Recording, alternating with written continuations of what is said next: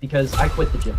Like, what? You did? I didn't know that. I quit the gym 8 months ago. I'd say the biggest thing though is be careful post-show when hunger is super high. If you don't reverse diet and you don't lock in after your post-show meal, you can put on 10, 15, 20 pounds within a matter of a week.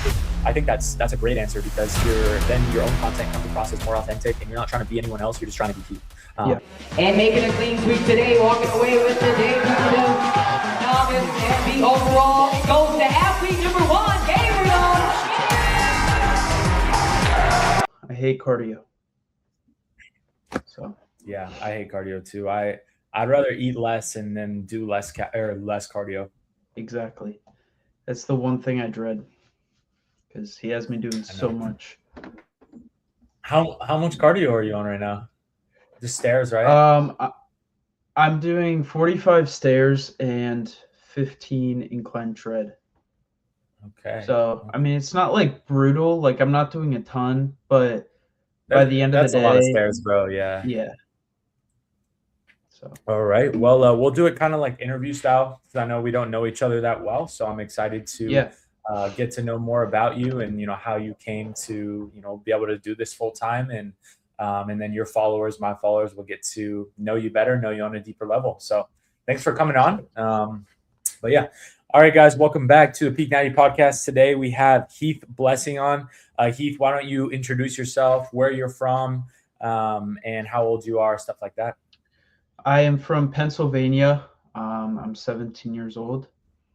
Okay. What got you into fitness and posting from a young age? Because, obviously there's a lot of fitness influencers these days, but you are definitely one of like the younger ones that I can think of. So when did you start posting, and what got you into it?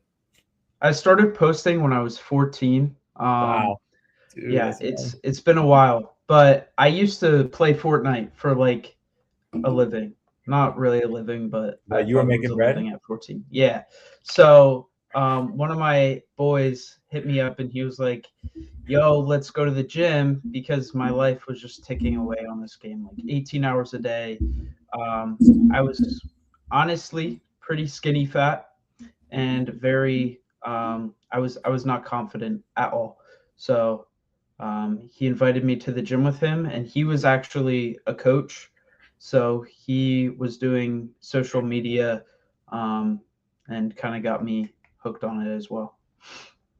How did you balance school with posting? Did you drop out and do online school? How did that work? Yeah, so actually I was in luck because COVID hit. So right when COVID hit, I went to online school, and then I never transferred back. So I was able to balance, school with posting. And I mean, I had a pretty balanced view on it, and it was more so a hobby at the time. Okay. Did you always start out kind of doing more bodybuilding training, or were you just kind of like doing whatever in the gym? How did you start out before? I know you obviously, train optimally, train like a bodybuilder now, but how did you start out? So at first it was a lot of calisthenic stuff. It was a lot of like push-ups, pull-ups, and then I got a gym membership after going with him a few times, and he was really big on like the golden era. So he was like, oh, we're doing 5 sets of this to failure, like extreme failure, and then we're gonna do drop sets, and like it was crazy. But he got me into training, so I was definitely doing a lot of like golden era bodybuilding type training.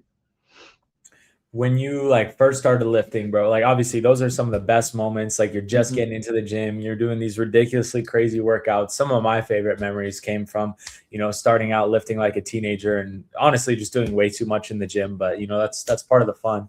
But did you follow anyone specifically in the fitness industry? Look up to anybody? Like who'd you watch when you first started lifting? I would watch specifically like the motivational videos of David Lade and Alex Eubank, like the hard style, like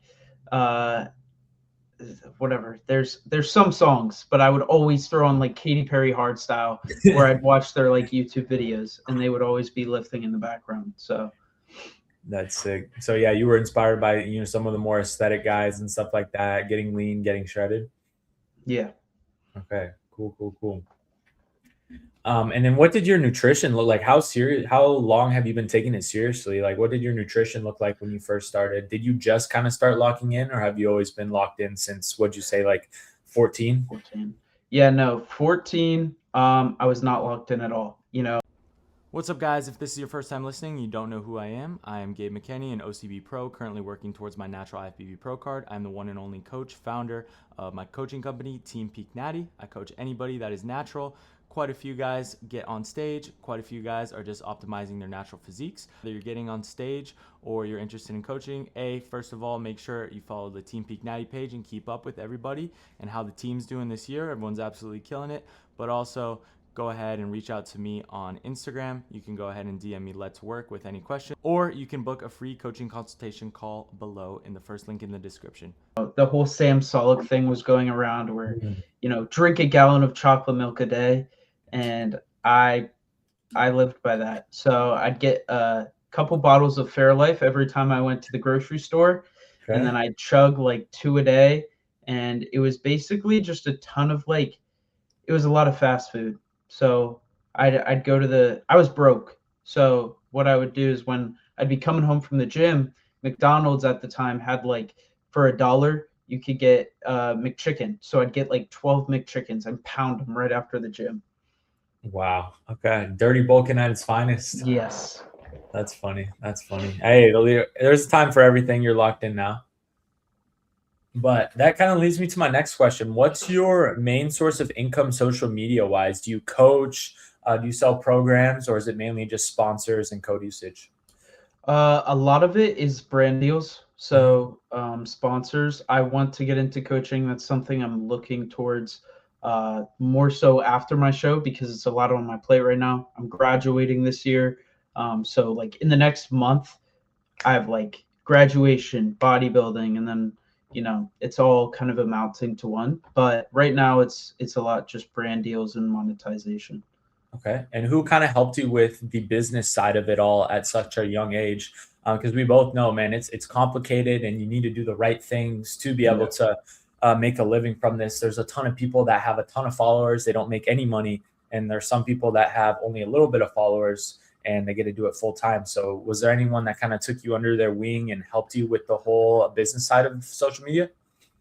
Not entirely. My mom has always been kind of my backing. She'd read through all the contracts and everything like that. But I have a manager now. So he's able to handle most of it. But getting into it, it was really just me. So I recommend to any of you watching this, take some advice from people that are above you have went through things, because you will get screwed over by so many brands and taken advantage of. And you don't want that. So dang. Yeah, dude, that's kind of the side of things that no one talks about. You know, if you want longevity, if you want to make money off your following and actually monetize it, you have to take the business side seriously, you know, if you sell a service or if you're doing brand deals or sponsorships and stuff like that. But speaking of sponsorships, obviously, if you can talk about this, run me through. I saw you just switched over to Bucked Up. If you're allowed to talk about it, run me through the sponsor switch there.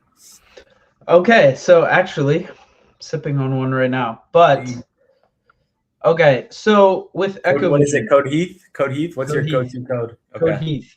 Boom. Now, but with EchoVision, it was a great starting company. That was my first ever, they would fly me out. I'd get to go to meets and stuff like that. And I'm very appreciative of the opportunities that they have brought up. You know, I'm not big on TikTok, posting shop videos. And that's a big income source for them. That's why they're known. Their EchoVision beaters, they did crazy sales on TikTok shop. The creatine, bro. The creatine was in 2022, every other video was the Echo creatine ad. Yeah, and I'm not big on that. And I know a couple of other influencers that aren't really big on that, and that's why there's some drama going on right now. But the switch was basically, I'm looking for longevity, like you said. And, you know, I had to think about it quite a bit, because I didn't just want to hop right on the wave of, you know, Bucked Up. but I think there's a lot more room for me to grow with Bucked Up, and a lot more opportunities that I can give them and they can give me in return. And it suited me quite a bit better.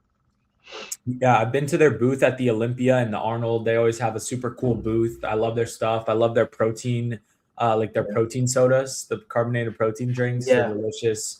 Their pre's delicious, and they always have great events at the Olympia and Arnold. So super cool, man. Super cool. Are you with any clothing sponsors? Not currently, hoping soon. Maybe Okay. Young LA will hit me up. Hey. But we will see. There have been a few weird mishaps, I guess would be the word, or whatever, with bigger clothing brands like Gymshark, and it was very odd. Okay. I don't know if I should talk on it or not. I mean, I'm not affiliated with them, so I can, but not currently, no. Okay. Cool. And what about your parents? What did they say? Because when you started making money on social media and you're like, dude, I can do this for a full-time job, this can be my career. A lot of parents don't understand it at the start. They don't really know that there's a lot of money to be made in the online on social media. And so kind of what did they say once things started taking off for you? Like, did they support you? How'd it go? My mom has always been one to support me with that. Luckily, I got handed it at a pretty young age. So I wasn't like 20 going into this where I quit my full-time job and now I'm just like hoping for the best. So I have that advantage with me. But recently, my father has been he's been more into it. My parents are divorced. So it's weird with custody and all that, but he has been getting more into it and the bodybuilding aspect of it. But there were some questions there at a time. Yeah, I think a lot of older adults, they just don't really understand that it can be a career and you can monetize it. But I mean, it's understandable. Like, they didn't grow up with social media. They didn't grow up with smartphones and stuff like that. What would you say is the hardest part of being a young fitness influencer and having, a lot of success online? Do people kind of treat you differently? Have you noticed because of social media and because you're following and people just want to use you? Or what would you say is the hardest part about, being a teenager with a big following? So I have noticed people do take advantage of you. Of course, they're not going to put it right out there in front of your face, and you have to be more aware of that. And it stinks because you have to go into a situation having that thought in the back of your mind and being smart about your interaction with them. But for the most part, I'm very blessed to have this. So I appreciate every bit of it, and the friendships that I've made on social media have taken me very far, just with mental health as well and things. They're very great to express my feelings, and having people to talk to that can kind of understand your side of things. So you have to be smart about when you go into things and meet new people. But yeah, there's a ton of pros and cons that you can go into, just safety wise. But I like to look at the pros more than the cons. Yeah, bro, dude, that's one of the best parts about posting is all the people you meet and all the friends you get to make online that are just like you, that have the same, bodybuilding, fitness goals, social media goals. So yeah, I've met so many guys out here in AZ that are, absolutely killing it, and that I wouldn't have been able to become friends with if it weren't for Instagram and posting, honestly. So I agree. Have you ever dealt with hate comments or, hate online, anything like that? It's very weird because in the early stages of it, no, there was nothing ever. And then once you start getting, it's recently just been the past 3 months where it is, probably because I'm competing, but there's a lot more criticism. But I mean, it's not terrible. Okay. And then kind of what was the content you posted a lot when you were on the come up, growing a following? Like, was it workouts? Was it fitness? Was it talking? Was it everything? What's your type of content that you're known for? fitness wise? I'd say it was a lot of like physique Okay. updates and stuff like that. And I guess you could say lifting. But then once I started to get more of a following, I realized that this was not, I couldn't build something out of this. It could go away like this if people don't know me. So I started integrating more talking videos and trying to just share my personality with people, and connect with everybody instead of just like putting on a show. Okay. Okay. And then what kind of flipped the switch for you to want to compete, right? So I know you're just like a normal gym bro. I've seen your, shredded posts online, right? You just post 16, you're lean, you're aesthetic, right? Crazy physique for your age. But But what flipped the switch for you to say, all right, I'm getting a coach, I'm running a show? So actually, this is going to be a crazy timeline because I quit the gym. Like, What? You did? I didn't know that. I quit the gym 8 months ago. And I was like, I can't do this. I need a break. So I took a break off of social media, actually came to AZ for a month and stayed with my family.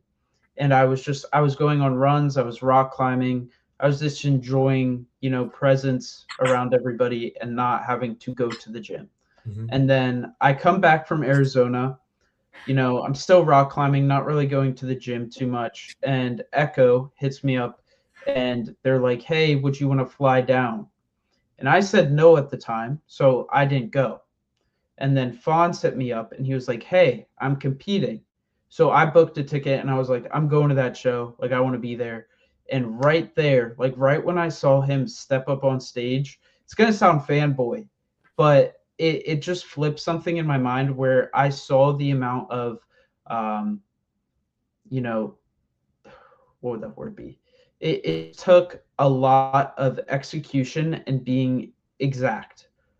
Sorry, my vocabulary is not too strong, but it took a lot of patience and perfection, and I wanted to be able to execute that. And I think that type of commitment really stood out to me, and I wanted to challenge myself. So I guess that's Yeah. where it clicked. No, it's a grind, dude. Show days are super fun, and I totally get, I was inspired by other people competing as well. You see, how cool it is, how like fun it is to win, but also how rewarding it is when that day finally comes that you've been working towards for weeks and weeks and weeks and weeks and put so much like blood, sweat, and tears into it. And so when it finally comes and you have a package you're happy with, and you go and kill it out there, there's no better feeling. There's no better day. But yeah, Fonz is a really good guy. I've had him on the podcast, and he's a chiller, bro. I got to get a lift in with him one day. And then you're doing men's physique, right? Correct. Okay, cool. I was debating doing classic, but the legs are not there yet. So men's I physique did is a not good want to do start. that. Yeah, I did men's physique first show. How's the posing been? Because I feel like sometimes that's like the biggest change that you have to learn from going to be like a normal gym bro, or influencer to becoming a bodybuilder, is learning the posing. How's that been? I remember, I mean, it's going good now, but I remember the first time I ever was on a posing call with my coach. It was the worst thing ever. I looked so bad. I look back on pictures and I'm like, wow, that was terrible. And it took me so long to just learn my angles and learn what was right. And even just getting the footing down was hard. But that's a grind itself as well. What's your like why behind bodybuilding that keeps you going on days you don't feel like super motivated, days you do not feel like hopping on that Stairmaster? What's your why for getting out there and doing it anyway? A big thing for me recently has been, the situations that I'm presenting myself, those struggles, they amount to really nothing. Like, yes, they're there, but there's so much chaos going on in the world right now that me, myself, and all these little problems are so tiny. And all I need to do is, either do that hour of cardio or I don't. And the outcomes are two very different things. I either feel disappointed in myself or I feel, happy that I'm pushing myself harder and getting to the spot where I need to be. Okay. Okay, and then the people have to know, are those cheat meals like the Taco Bell crash out a prescribed cheat meal by coach, or are they you crashing out off plan? Okay. The first one was, I guess, given to me. Yeah. You know, you take a little and then, or you get given a little and then you take a lot. So I was given a controlled cheat meal, and I decided, you know what? I'm so far out. I'm just going to order like basically the whole menu. And I finished it. So it was not prescribed. Yeah, how's your give me a little prep update. How's your hunger? How's your energy? How are your hormones doing? Have you lost your libido? Have you had sleep impacted yet? Run me through all that. You know, I know how prep is. It gets tough once you're super, super lean. Obviously, you're pushing your body to extreme levels of conditioning that are meant for the stage, and it's not necessarily the most healthy thing. So how's the body holding up? Hunger has been really good. I get really weird cravings, like really weird. Sometimes I just want like watermelon. Like you'd think I'd want like ice cream or something, but the hunger I can deal with. Like that uncomfortableness is very easy. Just like, all right, I'm going to bed or something, or I'll just go on a walk. But energy levels, I get more energy actually like from 5 p.m. onto the night. But from 5 p.m. or like when I wake up to 5 p.m., I am so drowsy. My brain is like not working at all. And it's terrible. I was stopped at a red or a green light, like just on my way home from the gym today, and I got honked at because I just wasn't thinking. I like zone out. I was talking to my buddy about this. After I'm done eating, I zoned out for like 15 minutes, and I didn't even realize it. I was just like sitting there, like it's very odd. Do you know your current macros right now? I believe they are sitting at like 2,300, which is pretty. It feels pretty high. Like that feels pretty high, but I pushed myself really hard in the gym, especially now, which I probably shouldn't do, but I mean that's debatable. But also then cardio is taking up a lot of that. But I think I'm sitting around 2,300 calories, 170 grams of protein, like 240 grams of carbs on training days, and then like 45 grams of fat. Okay. Yeah. Solid. That's digging, but it's not too low. Nothing unbearable. You got that easy. No. Yeah. What's your main diet consist of right now? Just whole foods, or are you a big like cream of rice guy, Ninja Creamies? What's your favorite like diet hack? Diet hacks. Okay, I used to be really big on Ninja Creamies. I was abusing them so much. I took it for granted, and then those got cut out. But right now, my biggest diet hack is probably cream of rice. Like in the mornings, I can't eat it for pre-workout. I like to stay, on my rice cake thing, which kind of annoys me. But for the mornings, I get like 40 grams of cream of rice and 3 eggs, and I make like waffles with it. So I know Davis Penny was just on this. His Mog waffle recipe is trash. So don't do that one. This one's better, I promise. Yeah. And it's so much more simple. You can make pancakes too with the cream of rice. It's pretty good. Yeah, and then if you want lower fat, you just do egg whites instead of eggs. You can even do it with sweet potatoes too, and it comes out pretty thick. I had 200 grams of sweet potato last night, and I wanted it to be quick, so I threw it in the microwave and then blended it up and put it on my waffle maker. Didn't turn out too great because I didn't have anything to like make it watery, but yeah, I think you can do like sweet potatoes, eggs, and cream of rice and make some pretty fire waffles or pancakes. I think I've done it as a pancake before, but yeah, dude, you should try. If you ever make normal cream of rice, like without the waffles, you should try it cold. It's pretty fire cold. You just put it in the freezer for like 20 minutes or 30 minutes, and it's really good. All right, bet.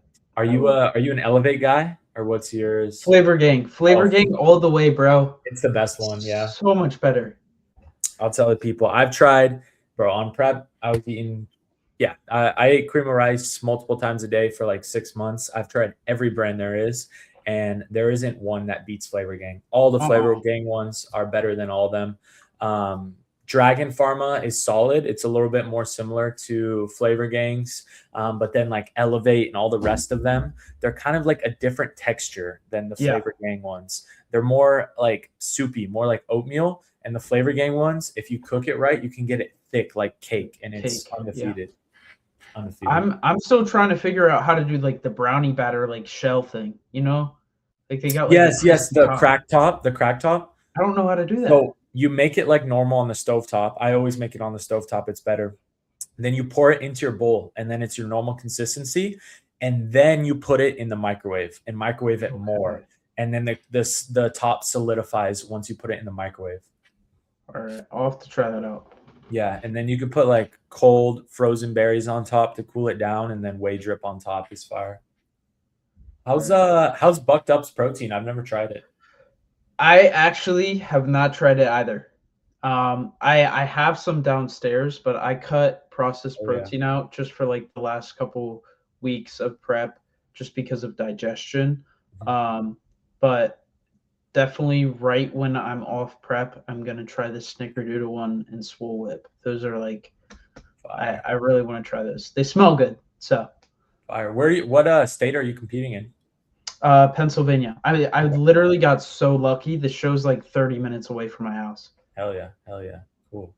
Do you have any big inspirations in the industry right now, or are you kind of just doing your own thing? Anyone that you want to meet? Anybody I want to meet? Yeah, that you haven't? I don't think so. You know, honestly, that sounds very like, maybe it sounds egotistical, but I try not to look up to too many people. I try to just strive to be, you know, the best me. I don't think it's a problem to look up to too many people, but I've met quite a bit of people that I have looked up to, and it never lives up to what I think it will. So I stopped getting my hopes up. I feel like looking up to them as an inspiration takes away from their value as a human in some like basis or status of a human. Just from what I've seen, even with people looking up to me, you're just like a normal guy. Like there's nothing that separates you. So, I mean, I definitely did. I loved Alex Eubank, but then I met him and I was like, oh, this is cool, but it died down. No, I think that's a great answer. I would say the same exact thing, because also if you are obsessed with someone else's content and, you know, constantly following someone, watching other people's content, when you post and like when we post, it's not authentic to ourselves, because you start trying to recreate other people's content. And so I think that's a great answer, because then your own content comes across as more authentic, and you're not trying to be anyone else. You're just trying to be Heath. And ultimately that's how you post good content. You're authentic and you grow a big brand and platform. I agree 100%. Yeah. For platform wise, what's your, ultimate long-term goal? Is it to continue to do this? Is it to coach? Is it to do you have any dreams of making like a clothing brand or supplement brand to monetize one day? What's the long-term goals, if you can talk about it? So actually I already had a clothing brand. Okay. How did that go? It went really good. It's just not my cup of tea, I guess you could say. So it's better for me to try out a ton of things, see what I like, and then if I hate things, then don't do them. But definitely I want to do coaching for a while, and I'd love to grind on YouTube. I'd love to just go full-time in on YouTube. So especially when school's out, that is my big goal. The hardest thing for me is just editing. So I got to get an editor. But that's actually cool. I think I have one of the hoodies. Do you want me to go grab one? Yeah, let me see. Was it streetwear or like fitness, or what was it? It was kind of a mix of both. Like it was streetwear but gym wear. It was kind of like a ditch on Young LA or something like that. Oh, that's cool, bro. Dude, a whole clothing brand at a young age is dope. Wait, what? I said a clothing brand at your age is super, super cool, man. I know. It took a lot of time, but I also had All I got is a pink hoodie in here, but I put all the clothes away because I don't like seeing them, which sounds really bad, but I don't like looking at them anymore. Makes me mad. Makes you sad that you shut it down, or what? Yeah. Well, that and I don't know. I'm not too happy with it. Here's the sweats. They're really high quality, like very thick. And then what were all the items you made? Sweats and what else? Just sweats and hoodies. I'll show you a pink hoodie. This thing's in the shop. I never liked the hoodies. I had a business partner and he thought they were really cool. But I never really liked them too much. Does that say Aspire? Yeah, Aspire instead of Inspire. Aspire, fire. But, did you ship them all out yourself? What was the process like? Yeah, it was terrible. Everybody was getting mad at me, like, because it took so long. One, we got hit with crazy tariffs. That's when they were going insane. So all that was coming out of our accounts, like the extra money. But no, I shipped them all out from my basement. So, and I even signed like little cards with them just to make it authentic. But that's cool. Took a lot of time. So you have a pretty big following, right? So have you had any crazy fan interactions in person? I asked Fonz this, and he told me someone tried touching his face, bro. Like when you grab like a baby's cheek. And yeah, he was telling me like that happened to him at an Echo meetup. So now I always ask guys if you have any like crazy fan interactions. Okay, crazy fan interactions. There haven't been like too many like. There's been one really weird one, and I don't think it was a fan. I think it was a creep. But we'll get to that. I actually Fonz was there. So, the weirdest one that's like genuine is I was on Stairmaster, just chilling, like doing cardio, and this kid comes up to me, doesn't say a word, no word spoken. He shows me his phone, right, and it's a picture of me. He goes. And I'm like, yeah, that's me. What's your name? He's like, Logan. Oh, but it was very odd. And he just walked away right after that. So then I went up to him after and I was like, yo, do you want to catch a lift sometime? And I was just trying to make conversation because I didn't want it to seem like I was rude. But it was the most weird interaction I've ever had. Actually, I just had one today while I was at the gym. I'm looking busted, like after legs. And he comes up to me. I'm done posing, right? He goes, yo, Heath. And I'm like, I'm looking around. I'm like, yo, what's up? He's like, can I get a picture? I'm like, yeah, I mean, I guess. Let's chill. And he goes, it's for my sister. And I was like, yo, I look busted right now. And boom, takes the picture. But the weirdest one, the creep, okay? We're going to title it as the creep. This is pretty off. Echo meet and greet comes around. Right? April 17th. I have to use the bathroom so bad. So we're in this gym. I go to the bathroom. People are pulling up. And there's an old dude standing at the urinal, right? He's doing whatever he's doing. I'm hearing some really weird noises coming from there. So I'm like, you know what? I'm going to just go into the stall. Like, I'm going to use the bathroom there, right? It's a stall, urinal, sink. So I go into the stall. I'm like, okay, I haven't heard him leave the bathroom. It's a very tight bathroom. I haven't heard him leave. I didn't hear steps. I didn't hear anything, right? So I'm like, okay, I'm just going to go out. So I open up the door, right? The door swings this way towards the wall, right? He is standing behind the door, like by the wall, back against the wall. And I'm like, where did he go? And I look around and he's right there, standing right, like tiniest spot. And I'm like, hell no. I dipped. I got out of there. I ran to Fonz and Tristan. I was like, yo, I just had the scariest. That was so scary. My heart was racing. Because he started walking towards me. I was like, I'm out. Yeah. Dude, there's some creeps out there too, especially, you know, if you post your physique and you're shredded and you're lean. It's unfortunate, but you know, I guess it's part of the job. You can't control other people. But yeah, that's pretty crazy, man. That's pretty crazy, dude. That and then the Fonz one, someone pinching his cheek like he's a baby, is so funny. Oh. Yeah, So no, bad, it's though. funny to think about. I mean, if anything happened, it wouldn't have been funny, but you know, you just got to be safe. That's the ultimatum. Yeah. You go to a pretty nice gym, right? Is it like a sick private gym with Prime and stuff like that?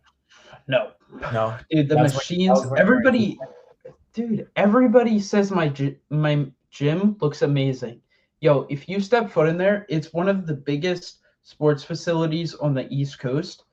But I've been going there for 4 years now. Okay, they have not changed one piece of equipment. It's all like Life Fitness equipment. Oh, brutal. It sucks. It's terrible. So like, dude, commercial gyms don't suck that bad if you're used to them. But then once you like go to a sick private gym, experience S-tier equipment, and you have to go back, it's just like your vibe is just killed. It's like you're heartbroken, man. Yeah. That's funny. Okay, as a natural bodybuilder, you know, right now, what is your take on PEDs and steroids in the fitness industry? Do you always plan to stay natural and chase that like aesthetic physique? Or what is your stance right now on PEDs and, you know, the enhanced route? Yeah. So I think it really comes down to motive, honestly. So if your goal is to be, you know, pro bodybuilder, take it to the next level, or say your hormones are crashed from you competing naturally, right? Quote unquote fonts. But say that is a part in your reason why. I think it is 100% fine if you are of the right age. Like, you know, if you're 14 and you're like, oh, I really want to compete, let me just hop on. I think that's a little bit out there. But, you know, personally, me, I want to see how this show goes, see where my body's at. And depending on that, you know, maybe dabble, but maybe not. Like, if I do, I would be open about it. I'm not one to hide anything. And it all comes down at the end of the day to my motive and how I feel with my health and what is, you know, going on, what's better for longevity wise. I'm very big on longevity. So, yeah. Yeah. One of the things I tell people is, you know, like, yeah, there's health risks and there's ways to do it safely, but you always think you're going to be able to do it safely and you think you're good until side effects happen to you. You know, it's always fine. It's always all fun and games until the side effects happen to you. And, you know, I've seen a lot of kids down here in Arizona that I personally know, you know, experience some very negative things from, you know, peptides and PEDs and, you know, not being educated on things and still taking them anyway, just because they want fast results. So, you know, that's something I always try to speak out against. But at the end of the day, you know, everyone makes their own decisions and you know, everyone's going to make their own decision. Obviously, you know, I've made mine and what I support. But I think the most important thing is honesty and just, you know, not lying about it, being open about it, doing it safely, having someone to guide you through the process. Like, you know, Fonz has a very intelligent, high-level coach. I agree with that. That he's working with, and he's making a lot of progress to pursue his bodybuilding dreams. So while you can take that route for most people, it's so sad to see people risk their health at such a young age when their body's not even done growing, when their brain's not developing, and they might not even want to do bodybuilding a couple of years from now. Like, I have a ton of friends that I started with in the gym, and we were all super serious gym bros, and now they hit the gym a little bit, but they're a lot more focused on business and focused on their careers. And I think a lot of teenagers that hop on need to think about, hey man, am I even going to want to be risking my health for this bodybuilding sport when I'm 22? You're only 17, 18 now, your brain's not fully developed. So I think that's really the main message I want to push out to younger kids. Also, a lot of kids think that they need to hop on to get this crazy physique to blow up. If you can't blow up as a natural, you're not going to blow up by hopping on, bro. I said the exact thing. I made a video on it. I made a video on PEDs and like SARMs and all this stuff at younger ages, and a lot of it is due to wanting clout and wanting to blow up. You know, all it takes is one Greg Doucette video to get a little bit of clout, but I promise you it's not worth it. Yeah, it's not worth it. How about you? Instead of posting your physique with your face not even showing, just post your personality, give some value, show some people how to diet, show them how to train properly, do some talking videos, and then you can build an audience instead of just, you know, flexing under white girl music, you know, and never showing your personality and what makes you unique. So yeah. And what's one thing people don't see behind the scenes of, you know, being a young influencer? Definitely the struggles. Like there is a lot of mental struggles. There's a lot of weight on you. There's a lot of weight on everybody that has a following. But I think definitely given the circumstances of being younger, you're going through a ton of changes.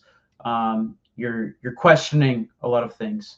And it's definitely a lot of weight on you to know, you know, it doesn't seem like a lot in the moment looking at your followers, but then you definitely like, you look at it, even going to like a meet and greet or something, and even just like a 10th of the people or 100th of the people, it changes your outlook on the situation so much that you affect so many people. So it feels like a very big weight if you do it wrong. That's why I preach like trying to do everything with honesty and a good motive on everything, just that you can feel good about the situation.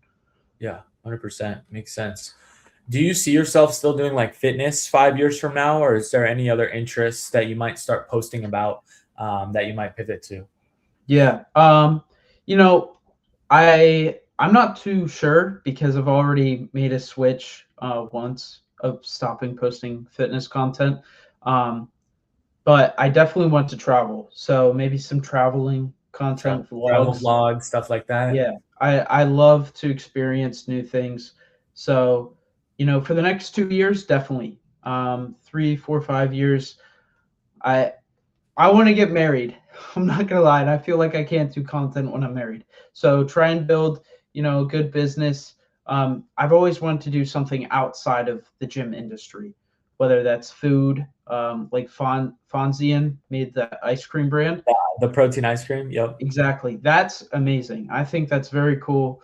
But just looking at something that's definitely has more longevity than just posting on my phone. Yeah, 100%. And I think you can do that because you actually talk, you show your personality, right? You have other kids that look up to you. I'm sure other older people that look up to you as well. And when you actually, you know, talk to the camera and you show your personality and you grow your YouTube, you know, you'll be able to have your brand just be Heath, and you can pivot to whatever you want. You can film travel content and it will be the same as if you're doing gym stuff or bodybuilding stuff. Are you single right now? Have you dated anyone in the fitness industry? Oh, not in the fitness industry, no.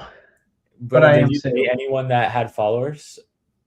No, just I'm straying away from that. Yeah, that's my biggest thing. Yeah, I support that decision. It can get messy, and it's just like, I think it's just better to keep your relationship off social media. I agree.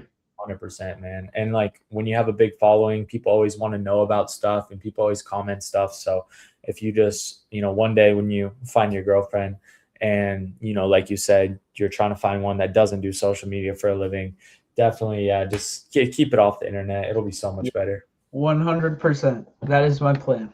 So even when I do have one, you guys will probably not know for a while. That's funny. Do you get like hit up a lot by girls and stuff? I used to. You used to. When you posted more flexing videos and stuff. Well, I mean, there's still a lot of people that hit me up, but I turned off my TikTok DMs. I just like to stay quiet. Like I don't really like it. And I never check my Instagram DMs. So I don't really know. I remember I was 16 and I got hit up by somebody that had a very big following and was not under the age of 18. I was like, yo, what? That's what I was kind of getting at. I was wondering if, like, you know, a younger teenager like you're shredded, you're lean, you're posting, you're getting views. If you ever got hit up by like any over 18 fitness influencer girls. No, I don't even think she's a fitness influencer. Okay. So I don't know if I should name drop. Nah, don't name drop her. But I figured there'd be one or two good looking guy like you, man. Dude, that's funny. Well, hey, bro, that's pretty much everything I have for you. Okay. Obviously, I wish you the best of luck at your first show. The first show is a crazy experience when you don't know what to expect. You're gonna be nervous, but it's gonna be fun, and you're gonna come in peeled to the bone, and you're gonna kill it. So, have a ton of fun with that, and go collect some hardware for us, man. I will. Do you have any advice on competing? Yes. So. What's up, homies? This channel is not sponsored or monetized, so I just wanted to take a quick break to plug my sponsors. If you guys would like to support me and support the channel and support the podcast, you can use code GABE on Define, Raw Sups, Sore Bars, and Intelligent Elephant.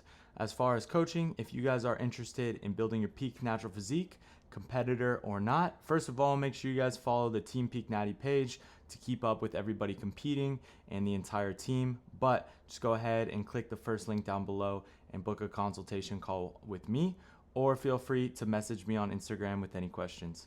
Thanks for you guys watching. Hope you guys enjoy the podcast. Peace. Let's get right back to it. You can't control who shows up, right? Some 30-year-old, guy that looks like he's on gear as a natural could show up and win the show. So at the end of the day, you can't control who shows up. You can only control, your own posing and your own conditioning and bringing a physique that you're happy with.